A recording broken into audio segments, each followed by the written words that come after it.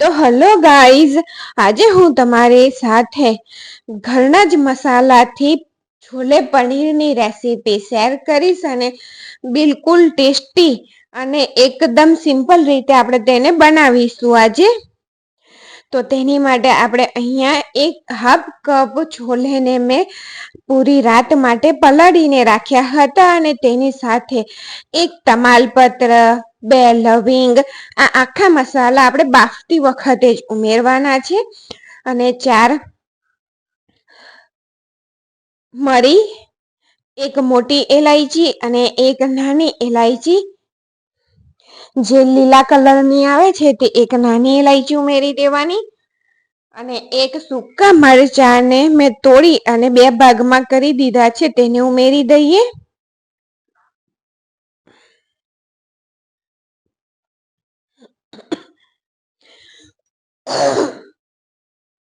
અને તેને બંધ કરી અને મીડિયમ ગેસની ફ્લેમ ઉપર 3 થી 4 વિસલ કરી લેવાની. અને અહીંયા આપણે મસાલો તૈયાર કરીએ તો 1 ટીસ્પૂન લાલ મરચું પાવડર, હાફ ટીસ્પૂન હળદર, 1 ટીસ્પૂન ધાણા જીરું પાવડર, 1 ટીસ્પૂન છોલે ચનાનો મસાલો અને 1/4 ટીસ્પૂન જેટલો ગરમ મસાલો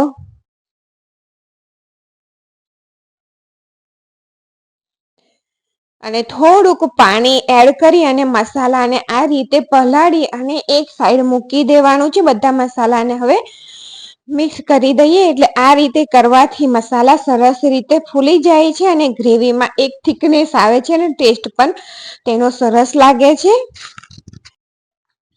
તો જો છોલે સરસ રીતે બફાઈ ગયા છે,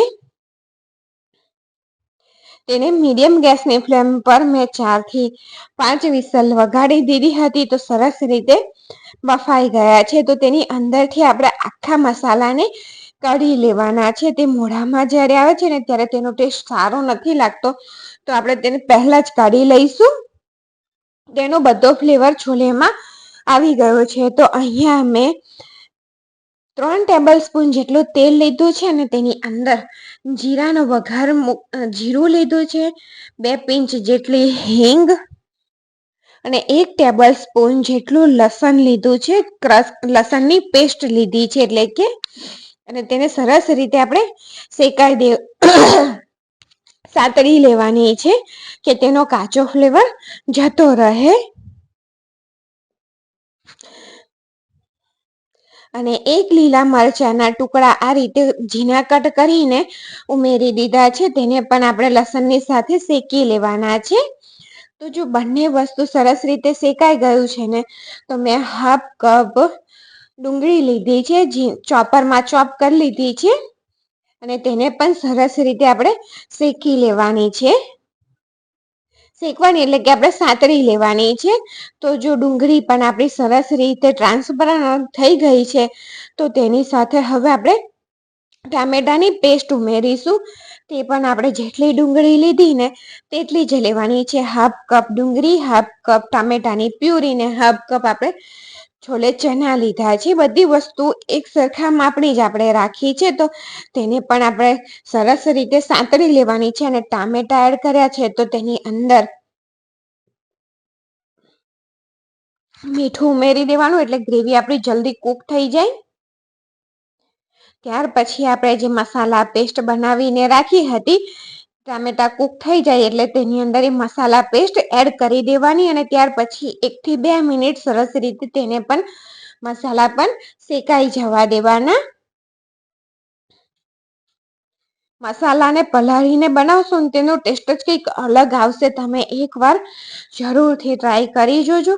તો અહીંયા મેં થોડુંક પનીર લીધું છે એટલે હાફ કપ જેટલું પનીરના ટુકડા લીધા છે. તેમાં 1/4 ટીસ્પૂન હળદર, 1/4 ટીસ્પૂન લાલ મરચું, અહીંયા બધું 1/4 ટીસ્પૂન જ ઉમેરું છું હું, 1/4 ટીસ્પૂન ગરમ મસાલો, થોડુંક મીઠું એટલે પનીર મોરું ના લાગે, અને 1/4 ટીસ્પૂન જેટલો છોલેનો મસાલો. અને આ રીતે હલાવી અને સરસ રીતે મસાલા બધા તેને કોટ કરી લેવાના છે પનીર જોડે.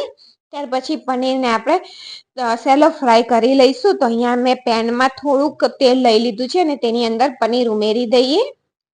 આ રીતે પનીરને મસાલાથી કોટ કરી અને સાતળી થોડા શેકાઈ ગયા પછી તમે ઉમેરશો ને તો ખૂબ જ ટેસ્ટી લાગે છે. તમે ટ્રાય કરજો.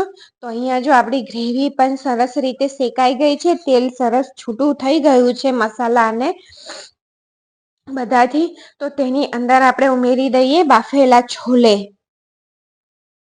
અને છોલે પનીરની જો રેસીપી તમને ગમે ને તો મારી ચેનલને લાઈક કરજો, શેર કરજો અને સબસ્ક્રાઈબ કરજો.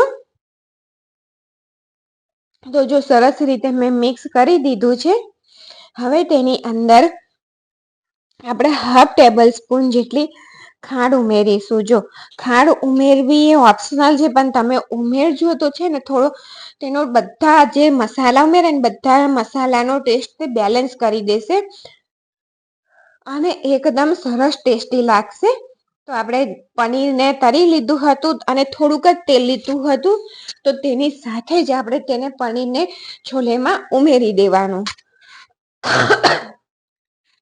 પનીર તેલ ની સાથે જ ઉમેરી દેવાનું અને સરસ રીતે મિક્સ કરી અને તેને 3 થી 4 મિનિટ માટે ઢાંકીને થવા દો કે પછી ખુલ્લું તમે થવા દેજો. અને જો તમને રસો પાતળો જોઈતો હોય તો અહીંયા થોડું પાણી આપણે એડ કરી દેવાનું. તો સરસ રીતે આપણું શાક બની અને છોલે પનીર બની અને તૈયાર થઈ ગયું છે. ઘરના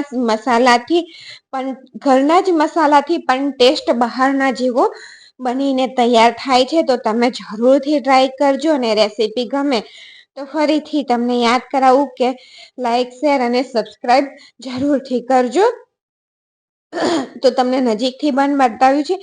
આની સાથે તમે લચ્છા પરાઠા કે કુલચા તે પણ સરસ લાગે છે. અને ઘીવાળી નોર્મલ આપણી જે સાદી રોટલી હોય ને તેનો પણ ટેસ્ટ સરસ લાગે છે. તો તમે જરૂરથી ટ્રાય કરજો. હવે સર્વ કરી દઈએ. તો મેં તેને તેલવાળી ભાખરી અને પાપડ સાથે લોણીમાં પાપડ શેકી અને સર્વ કર્યું છે. તો થેન્ક યુ ફોર વોચિંગ.